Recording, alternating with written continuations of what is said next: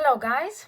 Just as millions of Ukrainians, I dream to live normal, boring life when during a week nothing special happens. But as we continue our resilience, our battle in these challenging times, I do understand how many things can change during a week.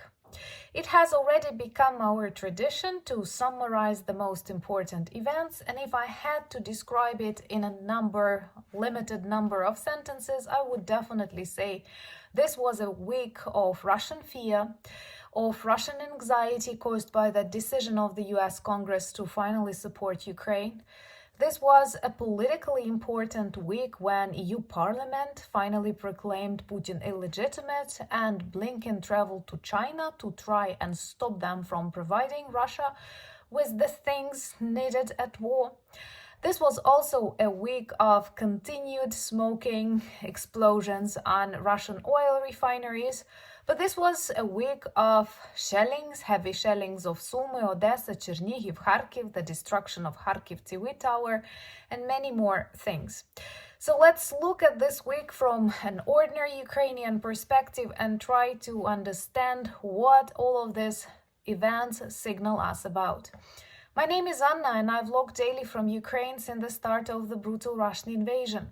So if you're new to the channel, you support Ukraine, please subscribe and help us fight against Russian propaganda and fake news. And my longtime friends, check your subscription status and hit notification button.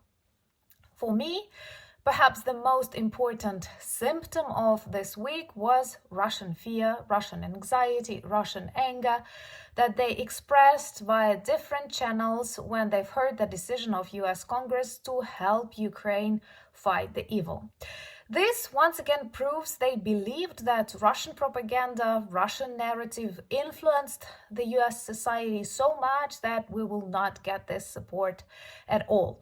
And this extremely important decision is both the symbol of your trust and faith in Ukraine and also an illustration that Russia is weak and Russia will not win this war. And I'm sure they feel it. That's why they have decided to be extremely active on the front lines. They are using this window, I cannot say of opportunity, the window of evil when we still lack supplies.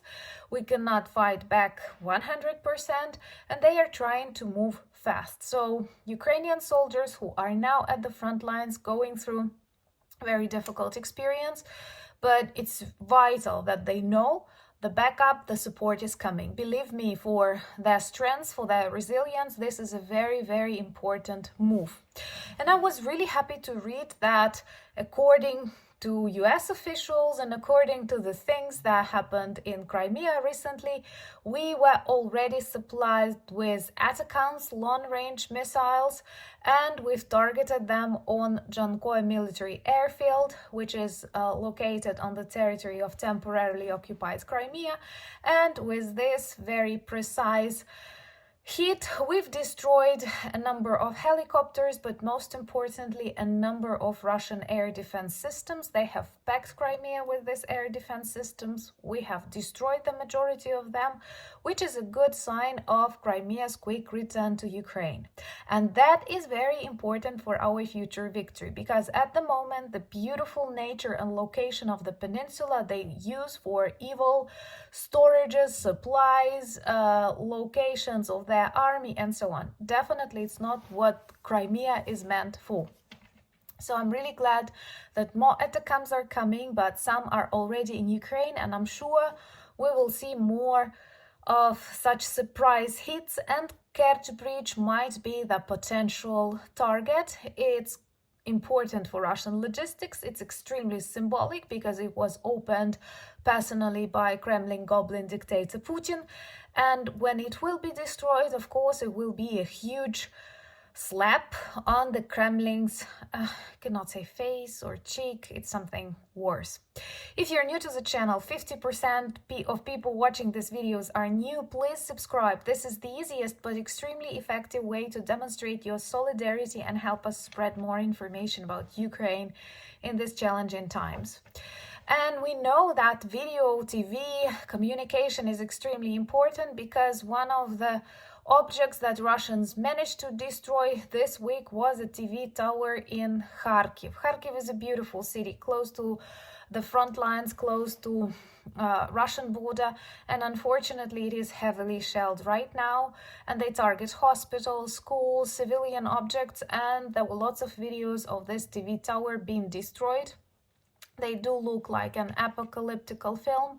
It's very painful to watch, and once again it is a reminder that Russia cannot be considered a legitimate country, taking into account what means it uses and what targets it chooses. Also, Sumy, Chernihiv, Odessa were suffering greatly during this week with lots of shelling. We are still waiting for air defense supplies, for more Patriot systems to come, but from an ordinary Ukrainian perspective, we do feel more optimistic, as there were promises, there were decisions, and we know that our allies are true partners of Ukraine, especially in this really difficult and challenging times. What I'm also very proud of is that during this week we've continued destroying Russian oil refineries. Honestly, I think that this is one of the most effective tactics when we lack resources to destroy Kerch Bridge or something like that, because it demonstrated it is working. And I think that 1, 2, 5% of the decision to help Ukraine was also caused by this resilience, decisiveness of Ukrainian people, of Ukrainian intelligence, of drone operators who even in very, very tough conditions continue protecting our land by destroying legitimate military targets like oil refineries. Lots of oil is used to fuel Russian military machines, literally, and many is used to sell because we know Russia is not a creative, innovative, productive country. It's a country of dig and sell economy, and oil brings lots of money to Russia. Unfortunately, there are still many countries who buy gas, oil, and other stuff from Russia. And when they run out of the supplies, when they shorten their export, this definitely causes problem to earning money. And again, Russian isolation and all of these things, they are important only when other things are happening, like Russian oil refineries on fire. So this week, there were 2 in Samara. We've traveled on our geography lessons there. 1 in Voronezh, and last night it was really loud in Krasnodar. I love it how Russian propagandists and Russian officials are afraid to report that, and actually you can see everything using social media, and Russians are very not media literate, and they share lots of these explosions locations with their extremely bad comments. You know, they use lots of bad language. All of us can from time to time, but they sometimes I don't notice language among their bad language. It's all bad language. And they say it's explosive events. They said someone smoked, but it's all Ukrainian drones traveling to the right locations. And there was also fire in Tatarstan on a Kamaz factory, and other metallurgic plants were targeted because, once again, most of Russian economy is now on military rails. And of course, this will exhaust really quickly their resources, but at the moment it's working well for their people who have got some jobs. They work in 3-4 shifts. Of course, the production is of really low quality, but targeting such military, even non-military plants that were working, for example, with tractors, switched to a tank production once again, because Russia hopefully will soon run out of all this Soviet crap. And what is also important, one target was neutralized in the very center of the evil empire in Moscow. It was a helicopter, a military helicopter that belongs to Gazprom company, which is another oligarchic, awful, toxic creation responsible for lots of trouble all over the world, trying to bribe many politicians and other stuff. So helicopter is not the greatest target. It cannot be compared to an oil refinery or something like that. But it's symbolic because it happens in the center of Moscow, in the center of rotting Russian empire, and demonstrates what? Russian negligence, Russian vulnerability, lack of air defense systems, and unprofessionalism of their military. Adding to that unprofessionalism of their military, we have to remember the arrest of the deputy of the Minister of Defense, Shoigu, his deputy Ivanov, who was arrested really quickly. He is accused of a bribe, but like in Russia, corruption is a part of lifestyle, that's a business strategy. And even inside Russia, they talk about that. Bribe could not be a reason for the arrest of the deputy minister, and most likely he is arrested for a betrayal of Mother Russia, and all because of the successful Ukrainian operation of Ukrainian intelligence when our hackers got access to the information on the computers of this Ivanov, and it resulted in a number of successful operations later. So there is information that Putin directly ordered his arrest, and I hope more and more of them will be arrested until finally Putin will be brought to The Hague.